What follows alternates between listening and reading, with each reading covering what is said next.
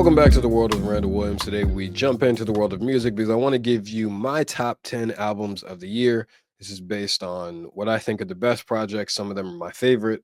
And there's a lot that could have made it, but it's only 10. I didn't want to go any further than that, going to 15 and 20 or 25. Ah, nah, I just wanted to do 10. Um, I'll start with honorable mentions. I think The Calm, Chris Patrick, You Only Die Once, Freddie Gibbs. Nine, Kenny Mason could have made it. Sabrina Carpenter's album is really fun. Trying to think of what else could have made it. Let me see. I did not include We Still Don't Trust You, Future and Metro, um, for obvious reasons. Let's see what else could have made it, or should have made it maybe. I actually didn't have Might Delete Later. Did not have that one. Really enjoyed it. Kind of got spoiled by the beef a little bit. But really good raps. Probably some of the best rapping in J. Cole's career. Anyways, let's jump in. My number 10, Angel Eyes, Kenny Mason. I think Kenny Mason has done a lot of really, really good things in music the past couple of years. I think that Angel Eyes, which is the second project he released this year, is his best one since Angel Eyes is his best project since Roughs to me. I think it's better than 3, 6, 9. It's better than all of those. I think it's more concise. I think it is authentic to who he is. I think he blends the rock music very well in there. Sometimes it's a little when he does the rock thing, it's like hit or miss for me. Sometimes it's a vibe. Other times I'd be like, all right, bro, you kind of yelling. But I thought this like the low what do they call it? The lo-fi vibes in the music was great. I think the rapping on it is really, really good. I love when he goes over what I call Sith beats, where it just sounds like he is absorbing the energy of Darth Vader and rapping. He does the dark raps where he just sounds like vicious, better than almost anybody. So Kenny Mason was my 10. I really enjoyed Angel Eyes. It's still in my rotation. Vince Staples' Dark Times was my 9. I really enjoyed this one too. It would probably be a top 5 Vince Staples project. I don't know if Vince can top Summertime '06, but I thought this was interesting. I think Vince's the ways that he's been able to recreate himself in terms of just talking what I would say about the same subject matter, which is a lot of gang shit. Um, I think the ways that he's been able to do that consistently while also recreating himself and making different music over different sounds has been fun. It's been fun as a fan. It's an interesting thing for an artist, and it's not just him. There's a lot of artists who do this where their subject matter never doesn't really change that much, and they have to find different ways to keep their audience engaged. And I think this is another step in the right direction for Vince. You look at his last couple albums outside of Dark Times with Ramona Park, Broke My Heart. That's probably his best project since Summertime '06, I'd say. I think, yeah, I don't know that he's released a bad album. I enjoyed Big Fish Theory, FM, um, and the self entitled Vince Staples album as well. I think Dark Times is really good. My favorites on there were Black and Blue, Shame on the Devil, um, and those two were probably my favorites. I think that there's other ones, Government Cheese, Children's Song. Just a good project overall. It eventually phased out of my rotation just because I think the beef happened. I think that's what happened. Could be wrong though. Um, Moving on to number 8, Mutt, Leon Thomas. Just great R&B tunes. I think there's a lot of complaints in music today that male R&B artists don't make music the same way that they used to, that the music don't hit the same. And I think this Leon Thomas is sort of like a blast from the past. Just the vibe of it, it has a lot of jams, uh, the way that it feels when you hear it outside. Just great music overall. My favorites on there were Feelings on Silent. Mutt was really fun. There was another one that I really liked. I should just keep my music app open at this point. But Mutt was really good. I really enjoyed Yes It Is. That was the other one. just good music, just good music to vibe to, good music to sing to, good house music.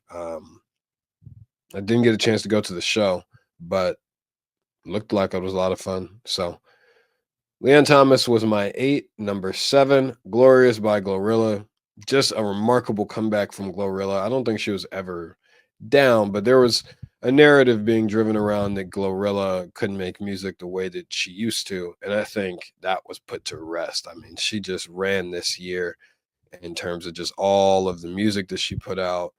I hear it everywhere I go, whether it be, you know, outside in clubs and at brunch or on TikTok, on social media, occasionally in my girlfriend's phone. Um, but just really really good project. The way that it was put together from top to bottom, music that you want to hear outside. It just make you feel good. Oh, it's playing right now. Um, music that makes you feel good, and uh, I'm excited for her to see what she does next. I hope that she's had a chance to bask in the moment and really celebrate this. And she went on tour with Meg, obviously. Interested to see what she has planned for 2025. Uh, Artists take their time with albums, but it'll be interesting to see when she comes back what she has. Uh, so shout out to Glorilla. Number 8, Cowboy Carter and Beyonce. It's just a work of art. I think that whenever Beyonce does something, it just garners all of our attention. And this isn't an album that I'd say that I um, was one of my personal favorites, but it's one that I just had a respect for. That I think that I wouldn't say she took a risk, but it was just definitely out of what she usually makes, and I think it paid off. I hope that when the Grammys come around next year, that she gets all the awards that she deserves because there's a deep history there with Beyonce and the Grammys. Even though that she's won the most Grammy awards ever, she doesn't have an album of the year, which makes no sense. Um, this should be the one to get it. I think it should.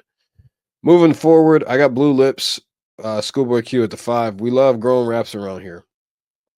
I think that this was one of Schoolboy Q's. It's the one or the two. It's either Blank Face or this as the best Schoolboy Q album, and I just thought this album was masterful from top to bottom, from the way that it starts, with Funny Guy and Pop, and then Thank God for Me. Like that's one of the records of the year for me. Into Blue Slides, into Yearn, like oh my goodness, like I'm just looking at the track list right now, and he just went crazy on this whole thing. Um, like he no, he really went crazy on here. Now that I'm looking at the track list again. The songs that were in rotation were probably the 3 that I just named the most, or the 3 that I named. Blue Slide is a classic. I think Thank God for Me is another one. Like just really, really good grown raps. I don't know if it got his appreciation, but I feel like that's an album that Schoolboy Q can hang his hat on and be like, I'm proud of that. And I hope he feels that way because it was one of the better projects of the year. Number 4, We Don't Trust You, Future and Metro Boomin. I could group this with We Still Don't Trust You, but those two albums had two completely different vibes. So We Don't Trust You is just crazy. Like there is a 5-song stretch on there. Um, there's a 5-song stretch on there that I think is just remarkable. It is maybe it's longer than that. It's really a 6-song stretch. It goes Type Shit and the Claustrophobic into Like That, Slime Den, Magic Don Juan, and Cinderella. Like my favorites on there were obviously Like That, Cinderella, and maybe Everyday Hustle. There's a couple others, but this album just went crazy. Goes crazy. I think it's some of the more fun music. I think Metro and Future they just don't miss, and We Still Don't Trust You is really good too. But this one just I think it set the year off. Excuse me. Set the year off, and obviously Like That is on there. It got the Great Rap War started, and you know, great album all around. Great album all the way around. They went on a tour. Um, Be interesting to see when Future returns. He dropped 3 projects this year. I think Metro. Um, he has some projects in the works right now. I think with Nudie and Jid. Who knows? He also has the. I think he has a case right now that is weird. So and he'll probably have to settle that before he releases any music. Number 3, Chronocopia, Tyler the Creator, masterful album. Deserves all the love that it's getting. And again, grown tunes. I think that the way that Tyler creates worlds whenever he does music is just so much fun for fans. I think that he does a lot of reflection in this. Excuse me again. He does a lot of reflection in this album, over his childhood, over his mom's relationship with his dad, over his similarities with his dad, and then there's just fun tunes on there overall. But just a really really good album. I've really vibed with the well. It's still in my rotation currently. It'll probably be in there for a while. Number 2, GNX Kendrick Lamar. He gave everybody what they wanted after defeating Drake in this great rap war. Kendrick gave us GNX. Need some water. He gave everybody GNX, and I think that the energy, the way that he started off with the whacked out murals, and then just went on with just this West Coast flow, the West Coast beats, putting on artists from the West Coast, something that he's always done. Just the album is a ton of fun, and I think it's his most present album. Sometimes Kendrick drops and it's just what he wants to do. I think this is kind of what fans wanted. And the number 1 album of the year for me is Alligator Bites Never Heal by Doechii. Um, I can see people laughing at me right now because I keep coughing. But Doechii's my album of the year because that project is just incredible from top to bottom. I mean, I don't think it has any misses on there. I think that she pays homage to some of her inspirations while also being herself. Like just really good rapping, good singing, good vibes, good jams, just good music. And I'm excited for what comes next. She said that there's an album coming next year. This was considered a mixtape. Um, I don't know how. I mean, I think that she has a long career ahead of her, so I think that she can top Alligator Bites Never Heal. But that is a hell of a place to start. Hell of a place to start. It'll be interesting to see if she goes on tour with Kendrick and SZA next year. They are, the Grand National Tour.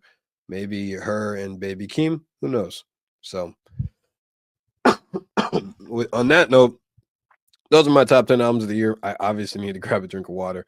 What were your top 10 albums of the year? I might do another video on my favorite songs of the year, or favorite moments, things like that. But what were your top 10 albums of the year, and what do you think of my list? That's all I got for you all today. Thank you all for the time. Like, comment, and subscribe. And this is The World with Randall Williams. See you all soon.